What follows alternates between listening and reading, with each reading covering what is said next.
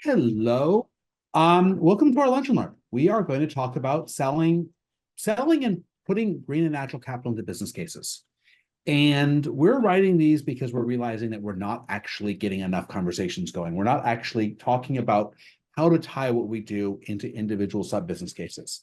And this, I think, is the best format to do so. And we're going to go through this. And we have exactly an hour. So normally we'd want to do this in like 3, but we're going to do this in an hour. Tick, We're tick, just having fun. So let's start with the biggest issue with sales in our industry. The first 8 minutes matter. If you can't sell in the first 8 minutes, it just doesn't work. Mm. The problem with that is the two things that happen in the first 8 minutes are safety shares and land acknowledgements.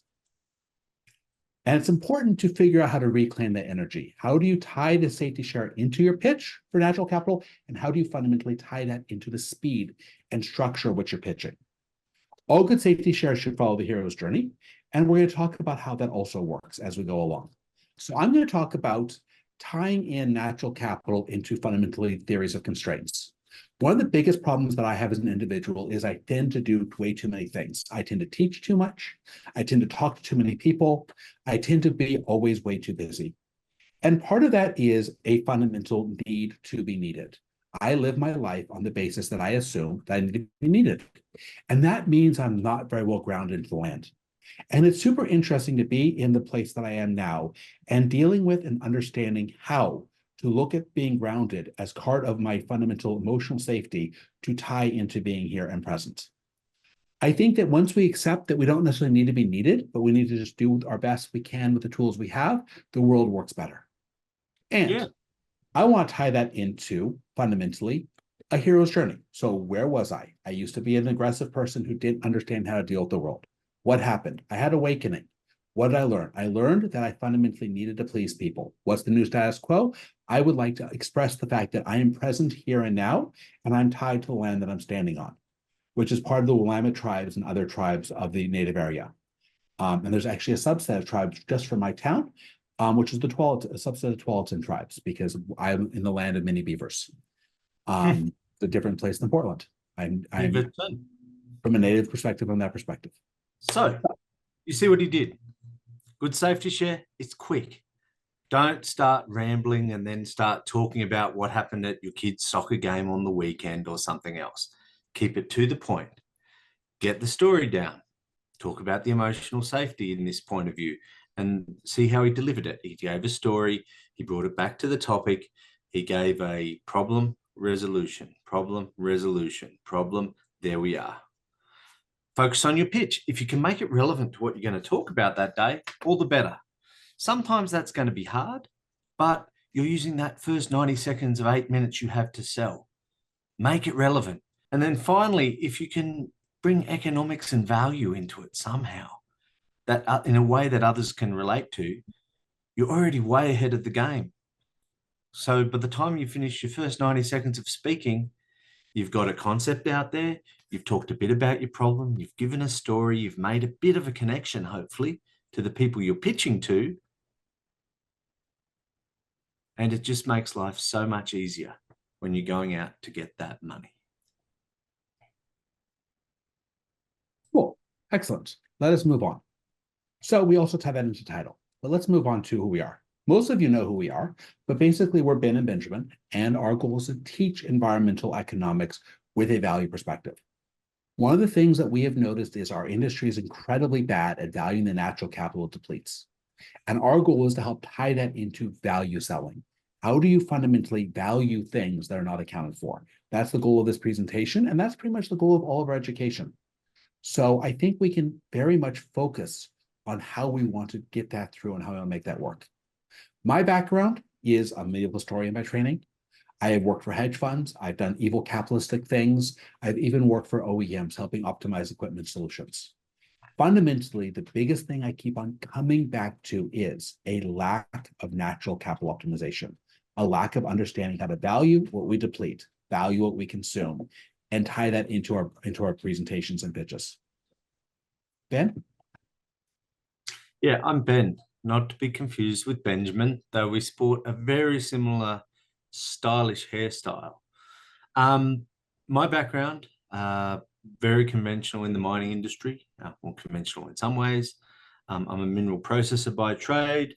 I spent the first part of my career working around the world on mine sites, seeing how different things were done, and how different people approach problems to be solved, which was a fantastic way of starting one's career, just from learning about the cultural differences, the idiosyncrasies, and seeing if you step out of your comfort zone and break down some of the walls between different groups, you always learn.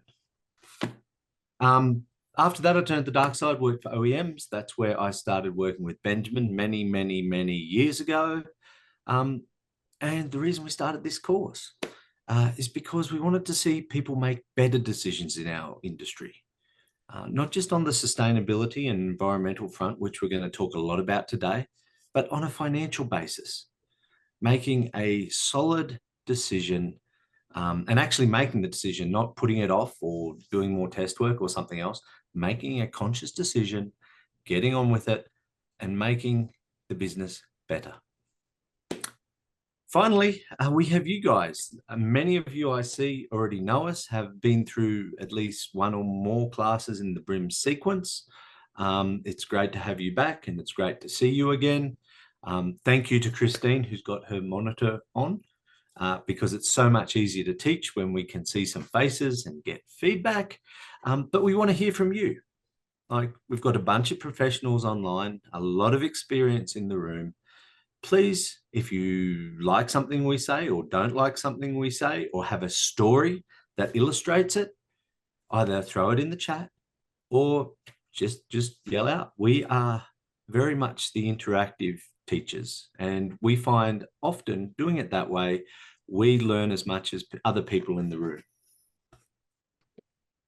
So, how do you ask for natural capital financing? How do we tie what we are doing into making business cases to get money to make the world a better place? This, I think, is the core of the entire BRIM program, but I don't think we've ever actually put this together. Part of why we're teaching this is we were having a conversation with one of our funding sources, and they said, well, how do you help change the access to capital? And our response is everything we do does that. And then we realized we've always taught around the topic versus teaching at the topic. So today we're going to talk about how a lot of the BRIM content and a lot of what we do ties into that. And this will also be used for BRIM 103 as a core supplemental class. So we're actually doubling up lunch and learns for supplementation. So let's talk about the hero's journey.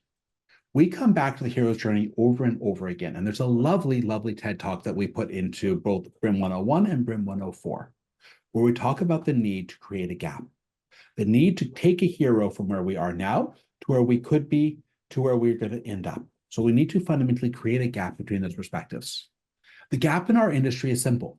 We fundamentally create the building blocks for the energy transformation.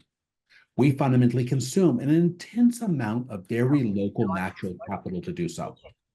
We fundamentally consume a huge amount of what is not fundamentally replaceable to do so.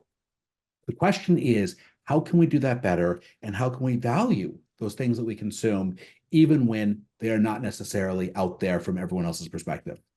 That is the goal of what we're trying to accomplish. So every fundamental natural capital pitch, every fundamental equipment pitch, service pitch, change in how we use human capital, change in how we use water, has a hero solution. There is a problem.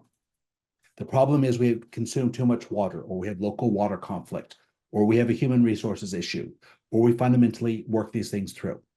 We have a language to that problem. The language of the problem is always in the words of the person you are selling. We have an origin story. Me and Ben came together because of a car ride during COVID. Fundamentally, Ben was having an upset issue about not being able to teach people things. And I asked him, hey, have we ever tried teaching? And we have a solution. For us, our solution right now is to teach. That's our solution to solve our view of the natural capital crisis. But everyone has a solution. And finally, you have to have a reason about why people want to give you money. Nothing that we need to solve right now can be solved without either access to money or resources, both of which are scarce. So fundamentally, you have to be capable of asking, hi, I want $1 million. Hi, I want $10 million. What is the pitch you're asking for money for? That is a very key perspective. But you must have a solution to start with. You must start with the solution as you work your way backwards.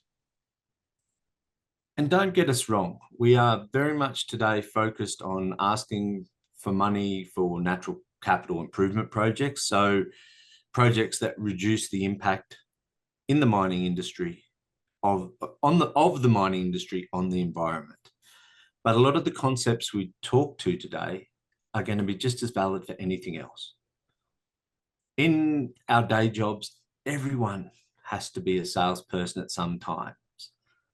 That may irk some people, but if you're efficient at going out there and learning how to ask and getting good at asking for money, you are going to get to do your projects, whether they be improving the environment, improving your plant, improving your big haul trucks, whatever area of the industry you may work in. This is a skill that is essential. And if you can get it right and if you can nail it, you'll go far. But it's about thinking it through, logically building the pitch, logically building the ask, supporting it appropriately, and then putting it out there. So let's start with who's going to write the check. Money comes from people. Money does not talk to itself. So every pitch has a target. Every pitch has someone who you are going to ask things for, whether that is your ex-wife around childcare solutions, or that is asking for budget from a judge or from a court or from any number of other options in the world, including asking your boss for a raise. Every time you are looking for money, there is a person on the other side. That person is going to have a perspective. And the more things you can do to get in tune with their perspective, and it could be a company as well, but if the people are within the company, you understand the education level, you understand the background, you understand what word choices they prefer, you understand the stories they're trying to build. And finally, you want to figure out how and where can you build a common point of empathy. That's fundamentally the driver and the solutions for building out pitches for resources. And I am not sure that we necessarily do that particularly well. And the irony of that is, Benjamin, in this day and age, it's getting even easier to do that and get a sense. It's never going to be perfect, but historically, you may be asking someone for funding. You might get lucky. You might know someone who works with that person or who has worked with that person. So you can reach out to them and say, hey, what do they like? What don't they like, et cetera, et cetera. Fortunately, in the digital age, we have LinkedIn, and we're going to give LinkedIn a plug here because doing your homework's part of figuring out how you get this money. So if you have someone you know you're going to be pitching to, jump on LinkedIn, put their name in, put their company name in, have a look at their history, have a look at their connections. Is there someone you know who they know? It's actually really easy, and yet so many people don't do this kind of homework when they're going out chasing dollars. Yeah, and I think people don't do it because it's scary. The moment you humanize your money source, you fundamentally lose some of your own protection around, but I didn't understand them. There's a certain amount of lack of ability to have excuses when you start to say, okay, I'm going to figure these people out. And I think that's something that's scary. I think that's something that needs to be dealt with. So let's be clear. Every time you ask for money from the primary person, there are at least, and someone did a study of this once, which was told to me. I've never actually found the citation. There's at least 5 or 6 other stakeholders who fundamentally need sign off before you get your money. In our industry, I think the average was 18. Someone gave me the number of 18. I don't know if that was for our industry or for everything, but by the time you actually get a check, by the time you get money for an environmental change, there's going to be community involvement. There's going to be government involvement. There's going to be your shareholders. There's going to be the people who build out the project. There's going to be traders because you might change a spec or something. There's going to be infinite number of contractors involved, advisors, and then all of the people out there who supply the stuff to make a change, whether it be a service, a product, anything. Every stakeholder is going to be in your way or in alignment. And the key is to actually sit down and line them up. Figure out what are their biggest issues and identify them. Literally look for the places where this is going to fail. The community hates the fact we're going to use more water. Excellent. How do we tie increased production to a better basketball court to school or to something the community wants? The government hates the fact we are doing this. How do we fundamentally change that? Finally, you have to put this together, and you must identify the people who are going to fundamentally kill you. You have to identify the very worst of the worst. And if you can't address their needs, your ability to get money is going to go to zero. And addressing their needs is incredibly hard.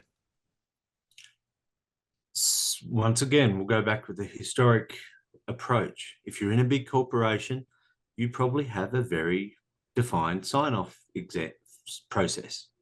So you know that your manager's got to sign off, the department manager's got to sign off, then it probably goes to someone on the finance side.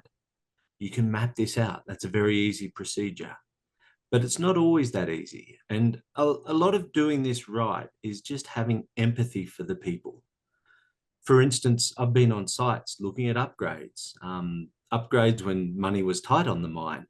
And I've been specifically told, please don't tell people that you're here to sell something, because the union are asking for more money and we're currently in negotiations. So we don't want to let on that we're going to spend $10 million improving this. Or likewise, maybe it's something around mine closure, something to ramp the mine down and close it out in a good fashion. If you're not open and honest and engaging the local community around that, do you think they might be upset if they find out on the side? It's a very fine line you've got to walk, but sitting down, mapping out all the potential impacts and who it potentially impacts, just so you're aware of this, gives you so much better chance of getting that cash in the end. And Christina, here's the funny thing about social media. I find social media is lovely to build connections. I found social media is horrible to ask for money. Asking for money is an interpersonal relationship between two people.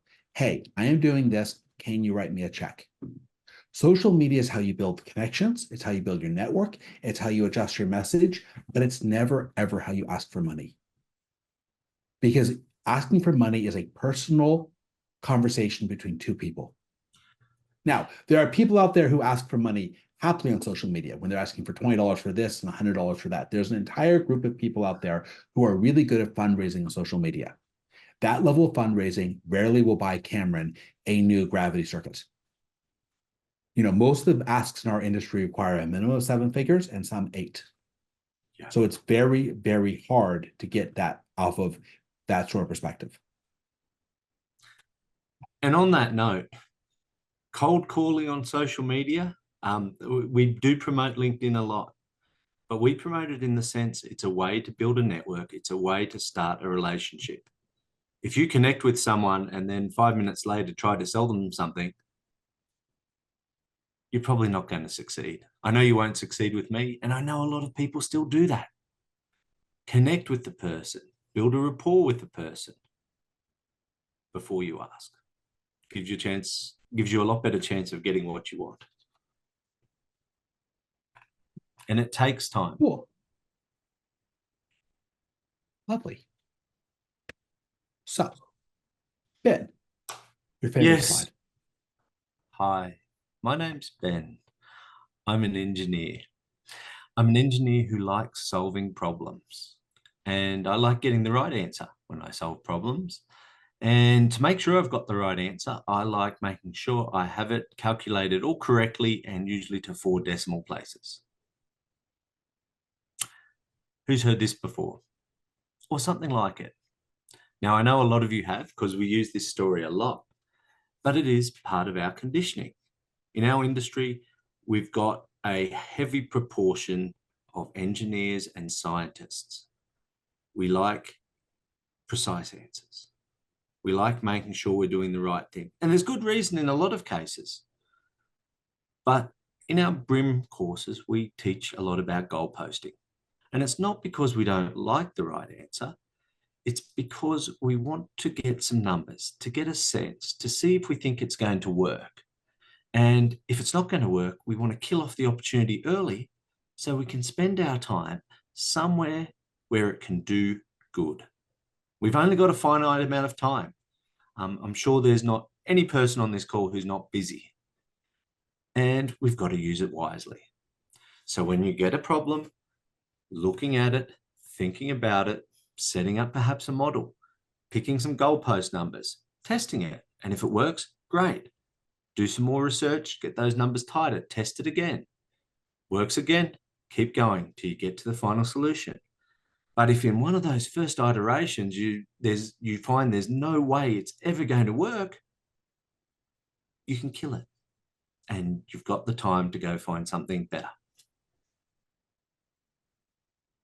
And I'm going to flip on because we're going to run out of time at some point. Let's be very clear. Every pitch has 3 stories in it. It has a qualifiable story, it has a quantifiable story, and an emotional story. So, hi, I'm Benjamin. And we're going to talk about water later on. So I'm going to start the theme with water. I want us to invest in a new thickener control system. Quantifiably, this is going to cost $700,000, and in our location, it's going to deliver $110 million NPV. Qualifiably, it's very simple. Fundamentally, computers control certain systems much better than humans, and manual controls cost the industry money. We can fundamentally solve that perspective. We can make that work. We can work that through. Finally, emotional. You're my boss. If we get this installed, we can fundamentally debottleneck our water systems by 20%. 20% is going to give you the ability to negotiate with the other stakeholders about the next mine upgrade and free up almost $100 million of capital for other projects so we don't have to expand the water system. And that's going to make you look very good. So the pitch has to be quantifiable, cost, benefit. Qualifiable, how is that story going to change things? And emotional, why is it going to emotionally make the person who's writing the check feel better? And this is important that you cover all 3 bases. In a lot of cases, you might just pitch to your boss, and you know your boss pretty well, and you say, well, my boss is fully quantifiable. He loves numbers. If the numbers are right, he's going to sign off. That might be great. But what if he's not the one who has a sign off on this project? What if it's the next level up? Do you know his boss that well? Do you know for sure that they're quantifiable, qualifiable, or emotional? You don't. So you've got to cover all your bases, because if you miss the language that the person signing the check speaks, you're not getting your money. And we know this because we've tested it and failed miserably. And we won't elaborate. And when it goes wrong, it really hurts because we know better.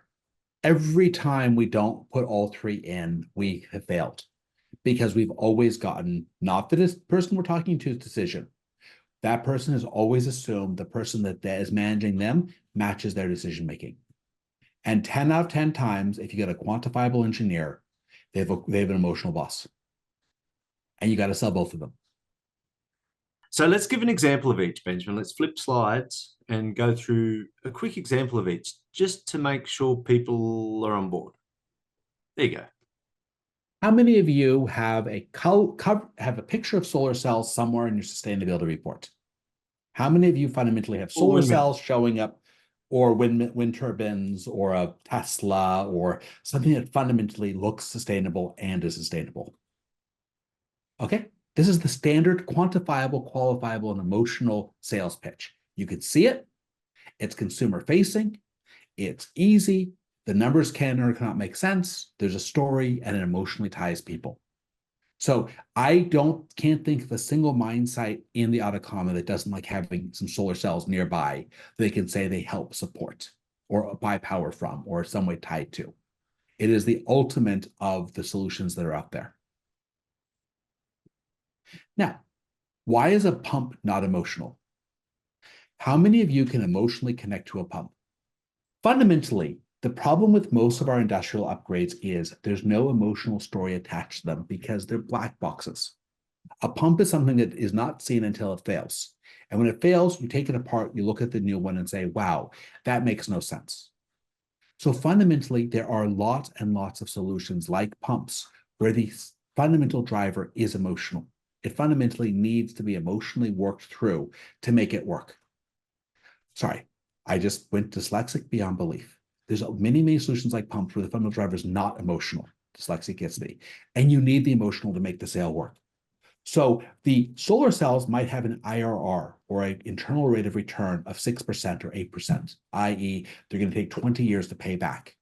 The pump might have an IRR of more than 100%, i.e., you get your money back in less than a year. Yet your CFO is going to emotionally tie themselves to the solar cells far greater than to the pump. Do you see the distinction there? And the only fundamental difference is one can be emotionally sold as a green capital solution, and one is a fundamental green capital solution.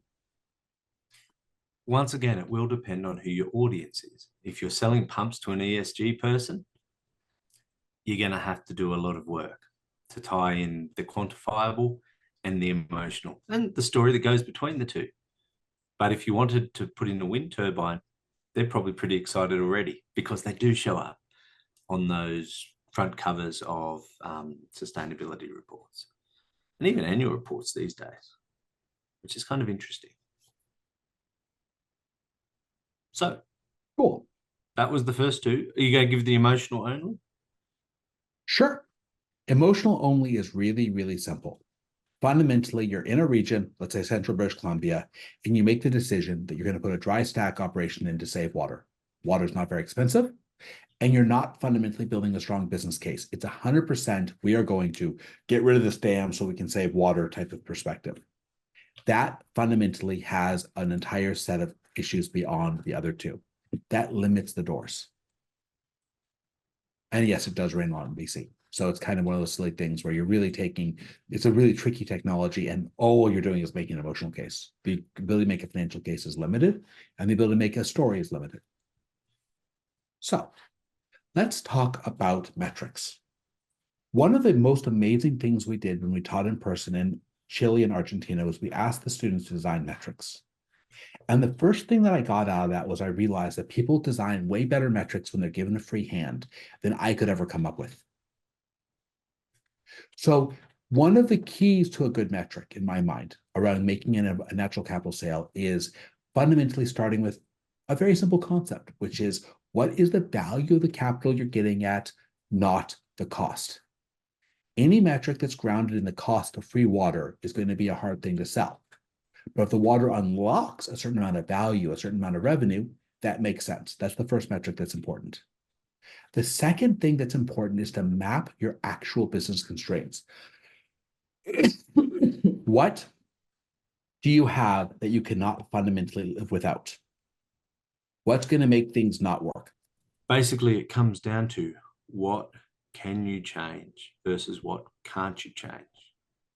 Or are there risks? Are there, if you go too far in actual asking or changing things, does it get into a zone where there may be some massive risk to the project or the actual success of what you're asking for money for? So you've got to think about these things as you're building up your case, to firstly understand them in case a question comes up, and ideally cover them off. Once you know about your risks, you can mitigate them.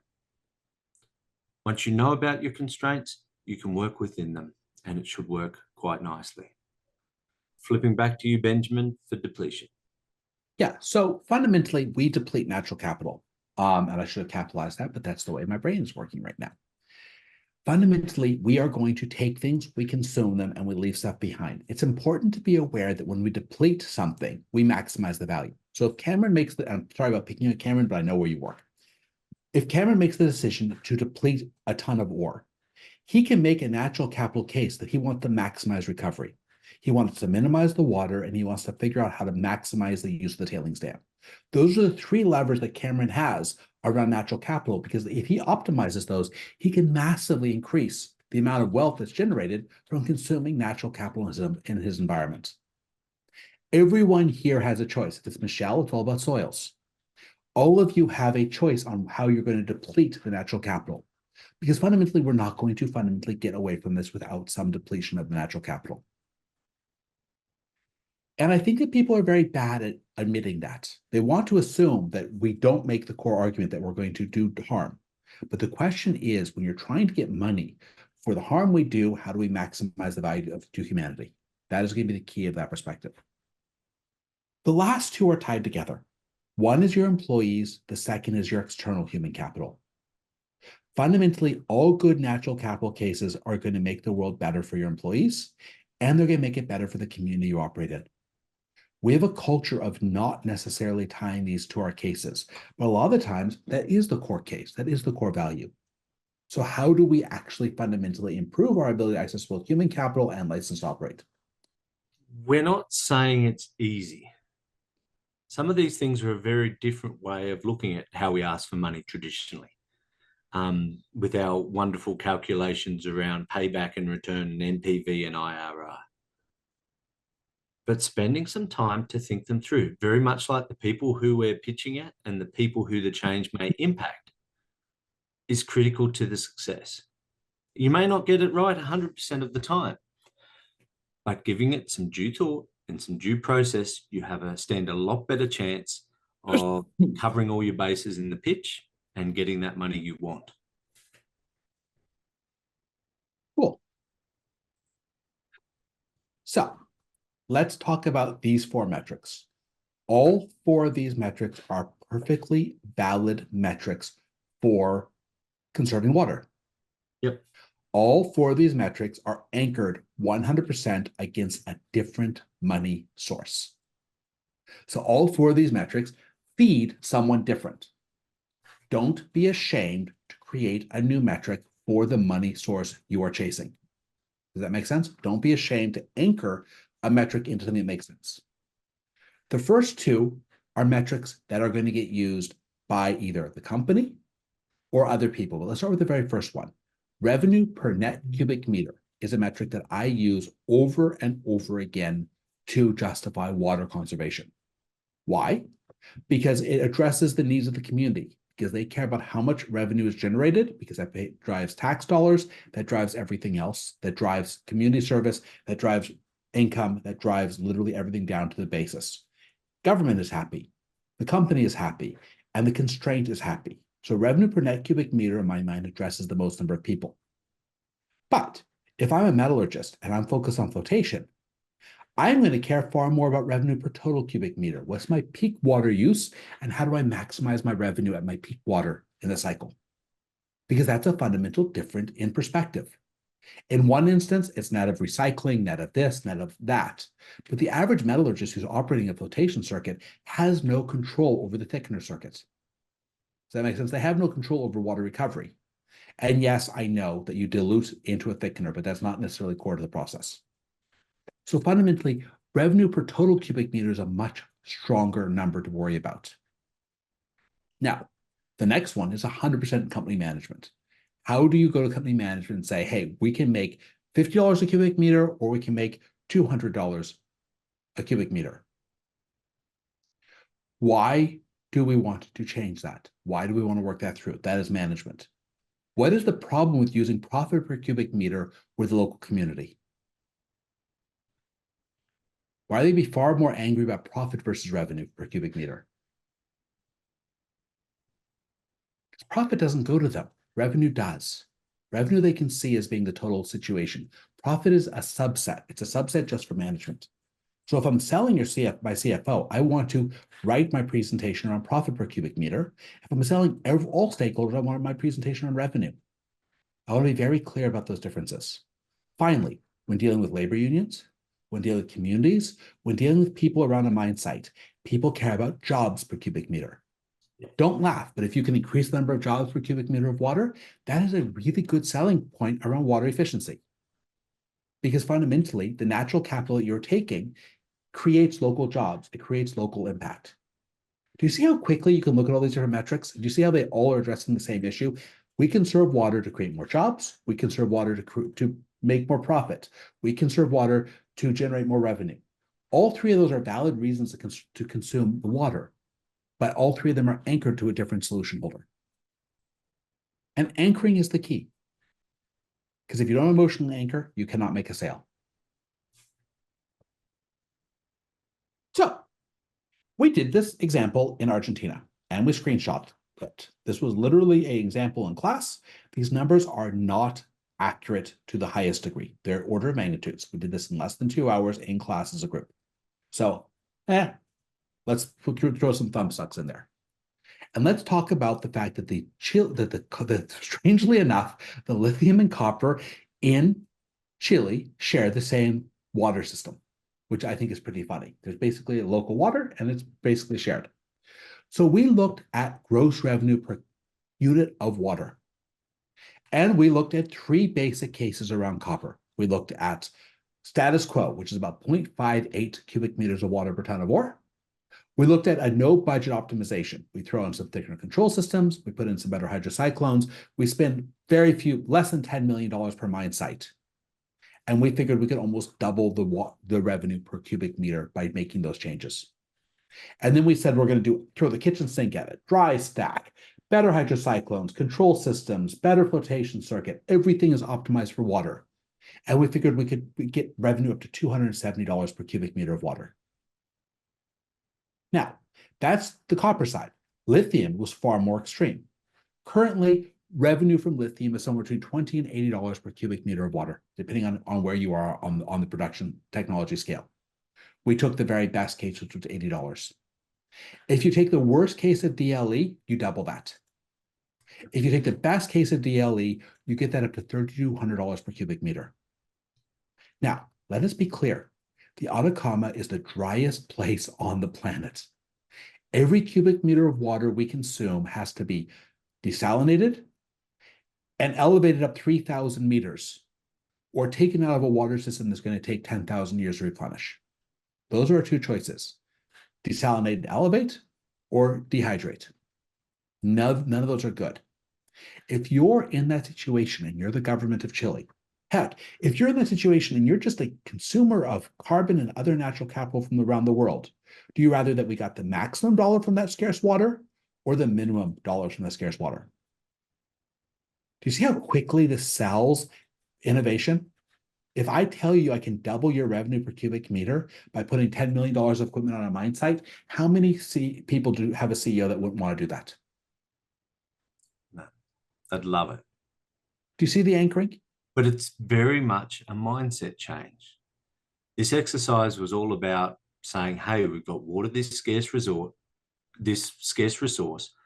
How much can we get out of 1 cube of water? Therefore, what is its value? Unfortunately, the way our industry and many others worked, we are very anchored in cost. And it's not surprising. Everything revolves around costs. Our operations are reported in terms of costs. We're very focused on cost and cost control. So when we first started this exercise, everyone in the room was like $3 to $7 a cube of water. And it took a while for people to say, to get to the point that we're not talking about what the water costs you. It's how valuable is that water to you and your operation. And it was a really interesting exercise to go through, breaking down some of those traditional paradigms that they're beaten into us in the industry, in every facet of our workday or working life. But getting past that and spitballing with some numbers. And that's what this is. It's putting some numbers together, trying to understand what this stuff is really worth. And once you do that, you can make much more rational decisions around it. Does anyone know the cost of water in the Atacama? Someone will put in the chat what the actual cost is. $3 to $6. Yep. Think about, and that's with desalination and pumping. Think about how much that revenue shift is worth. There's huge margins in water in Chile. So let's flip on. Fundamentally, no matter what you do, you have to explain to everyone, every stakeholder, how you're going to fundamentally deliver your natural capital improvement. And in our mind, there really are 2 options for improvement. There's a capital option and there's an operating model. And keep in mind that capital, in my mind, is very different than operating. Capital, you're buying technology, you're changing technology, you're making a better control system. You're fundamentally spending capital to change the process. Operating is you're very much changing how you approach things. So if you see it, don't waste it around water. If you see any tap that's on anywhere on a mine site, turn it off, make sure that people are not wasting water. Check every toilet, check this, check that. I believe that an operating, just adopting a zero waste water philosophy in water scarce areas would probably have $1 billion NPV in a lot of operations. It's literally just changing how people think. It's focusing on conditions. It's focusing on reagents. It's focusing on training people. It's an operating model. And that's a very different sell than a capital model. And it's important not to tie them together. Don't have too many miracles strung together. We're going to change the equipment, and we're going to sell this, and we're going to do that, and we're going to change the operating philosophy, and we're going to train the people, and we're going to do 19 other things. You make one clean cell. We are going to put a thickener control system in that's going to fundamentally reduce our water consumption by 10%. Point. We have $700,000. Get the approval, get the results, explain it, make it work, implement it, sell it, close it off, put it on your resume. Okay, and let's repeat that. Here's the solution. Here's the implementation. It's one solution. We're going to get the money. We're going to make it work. We're going to document it. We're going to prove it, and we're going to bank it. Don't tie three things together because you don't reduce risk. You actually increase risk. And keep it simple. We talked about the 3 languages, and just remember, when you do get technical, we do have a habit. We all live in our whatever area we've been trained in, our silo effectively. And we're not good in this industry in breaching silos. So when you do explain how the project's going to technically deliver, do it in a language an 8-year-old can understand. Don't use jargon. Don't use specialized terms that only someone in your field's going to know. Explain it simply, because if you can't explain it simply, you're probably not going to get the money. Now, this is going to sound stupid, but obvious. Your CFO and your board members have no clue where a pebble crusher goes in a flow chart. They have no clue what a thickener looks like from space, and they've got no clue what a tailings dam is made of. The people who write your checks cannot see a process in their head. Map it. Always map it. Explain what you're doing, explain what you're solving, and map the existing and the proposed. Talk about the change. Always have a slide to map what you're changing. Because fundamentally, you have to explain how, where, and why this fits and what it improves. Because you're dealing with people who just don't understand that stuff. Keep the map simple. Don't make the map a tiny box in a 1,000-point slide at 8 points where you can't see what you're doing. Take the sub area you're working in, no more than 6 or 8 components, and map the change of that. Ignore the overall system. No one sees subsystems in the complexity of massive systems. Yeah. And this was hard fought. To learn this skill, this slide took me probably $10 million of learning to get to. The number of times I've gotten this wrong is infinite. But once again, I mean, that's back to simplicity, to clarity, and to making sure your audience can understand it regardless of their background. And keep in mind, this is hard fought. Me and Ben have messed up more natural capital pitches than anyone I know. Primarily because we make a crap ton of them. We try. Okay, we're pitching this stuff on a weekly basis or a monthly basis, okay? And we're trying over and over and over again to do it better. And I think we're getting way better at it. I think it's a massive shift in how we have accomplished this stuff, but we used to be absolutely not good at this. So don't think it's going to be good in 20 seconds or less. And practice is key. Yeah. So let's talk about what a win looks like. There is going to be a simple basis for a win. There is a pre-money cost. Cameron wants a thickener control system. It costs $700,000. There is a chance to make $100 million because he's in such a water scarce region, he doesn't know what to do with himself. We're lying. Cameron is in a place where he has water abundance. Yes. Cameron gets $700 of revenue per cubic meter of water. I know it's ore grade. I'm going to throw that number out there, and I don't think I'm far off. Okay. So Cameron's ability to control his water system to maximize the value creation means that Cameron can increase the ability to have revenue by X dollars per cubic meter, and we're going to generate this number of cubic meters. The control system is proven. It was proven up in Finland, and has been proven up in Peru, depending on which company you're going for. And in both instances, it was proven in very extreme environments. So the odds of hitting is 80%. The expected return is 20-fold to 40-fold where Cameron is. And the residual value is for Cameron's larger company, which has 100 mines.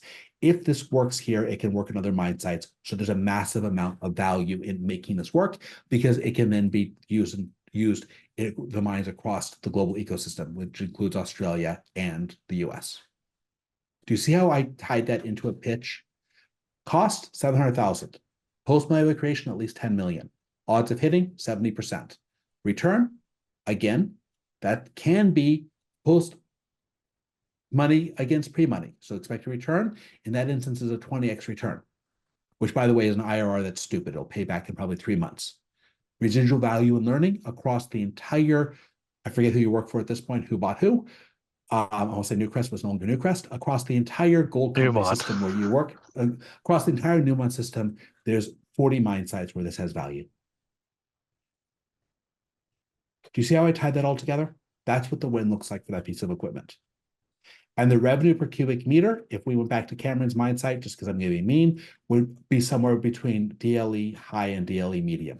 Okay, it's at least $700 per cubic meter of water. Do you see how that works? Cool. You have to be able to quantify this because someone's going to ask you. Now, coming back to ranges, make sure you have a range, not an absolute. Benjamin says that because if you have an absolute one number, chances are you're not going to hit it. If you have a range, your chances improve a lot. So your credibility when the project comes through looks a lot better because you hit inside that range instead of missing the one number. Even if you do better, go with the range. So recap, respect the culture. A lot of natural capital pitches do impact the local community. Don't forget your land acknowledgement. And we are in the mining industry. Our culture is the safety share. Don't leave it out to save time. Use it as a tool to start your selling. The hero's journey, we talked about it as the safety share, but put it throughout your pitch. Have your ups, your downs, your ups, your downs, your problem, your solution, your problem, your solution. Can I have the money, please? Put it in there. Make sure your thesis is clear. So why you're doing what you're doing, but also make sure you have that clear ask. We see so many presentations done, especially in class when we've done them, and people have a really compelling case and a good thesis, but they don't, can I please have $10 million? It's that simple, but it's important. If you don't ask, you probably won't receive. We talked about people. Know who you're pitching at and know who it impacts. They're very important factors to know both and be aware of both. You've got 3 archetypes: people who like quantifiable, people who like qualifiable, so the story, and emotional people. Cover them off because you don't know who is signing that check. And even if you do, you may not know their language. It may not be obvious in some cases. So don't take the risk of missing it because you're not speaking to them in a language they understand. We talked about metrics. Build your own. You don't have to do cookie cutters. What makes sense? How are you going to measure this win? What impact does this win have on the overall operation? Think about it. Build something meaningful. Build an Excel spreadsheet. Play with some of the numbers. Look at it. Which ones speak to the people you are asking money for? Map the change. We saw the picture. Make it very clear. And this ties in with what a win looks like. You've got to explain what you're doing. You've got to make it really clear. And as I said before, explain it in words that an 8-year-old can understand and have a picture. Focus on the narrow part of the process or the operation or whatever you're changing. Make sure it's clear because people don't always know. We love our little silos in our industry, and quite often we don't walk outside the lines. And a CFO may not have an inkling of what's happening in a certain part of the plant, vice versa. And at the end, don't forget, we talked about the hero's journey, and we'll keep hammering this in. If you don't believe me, watch the video by Nancy, which I did throw up the link earlier. It's a great video. I watch it probably once every couple of months to remind me what to do in the pitch. End up talking about the new state of bliss. What is going to be achieved by making this change and how much better that is going to be for every stakeholder involved. And if you do that, you've significantly improved your odds of getting the money for your project. And we teach for a simple reason.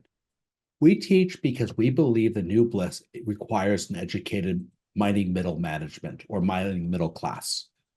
We don't believe we can change the C-class, the C-suite initially, but we do believe we can create a new C-suite that actually is environmentally tied together.